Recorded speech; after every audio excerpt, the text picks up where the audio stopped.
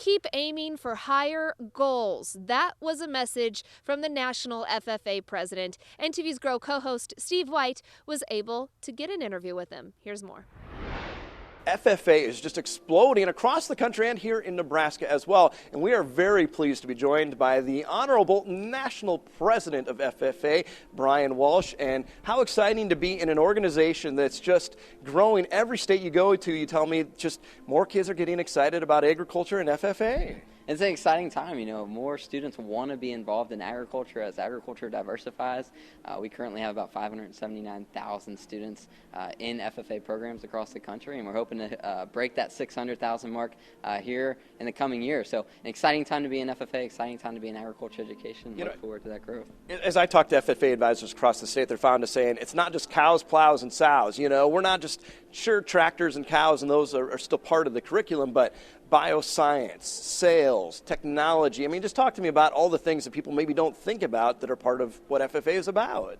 Yeah, like I said, the agriculture industry diversifies on a daily basis, and we're preparing students currently for jobs that may not even exist now. Jobs in technology, jobs in food science, and places that we don't typically associate agriculture with. We were actually at a company a couple days ago and realized they had a job title called a culinologist, and it's a mixture of a scientist and a chef. So we're growing jobs, we're preparing students for a wide variety of different opportunities in the agriculture industry, and we take pride in being able to do that for our students.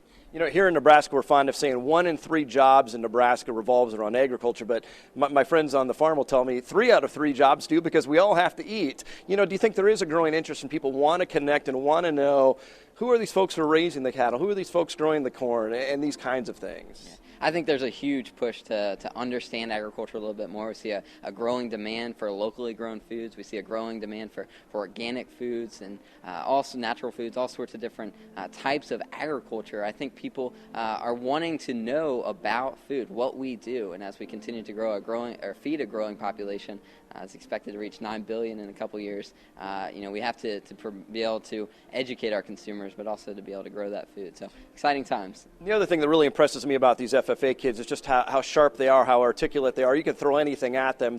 Yesterday I talked with a couple of dozen kids, and we talked about issues like hormones in beef cattle and GMOs and irrigation and using water responsibility, environmental stewardship. There was nothing really I couldn't ask these kids. Just talk to me too, just briefly, about just the leadership aspect of getting up in front of people and being able to share your story. That's huge. We need leaders within the agriculture industry, and FFA takes great pride in being able to prepare those leaders, not only to go back to the farm and to grow the food and fuel that's going to prepare this world for the future, but more importantly to serve as advocates for our industry, to represent us on Capitol Hill and policy development, and to be a leader, to be vocal, to advocate for our industry and advocate for what we do on a daily basis. That's just as important as anything. We have your Grow forecast after the break. Don't go anywhere.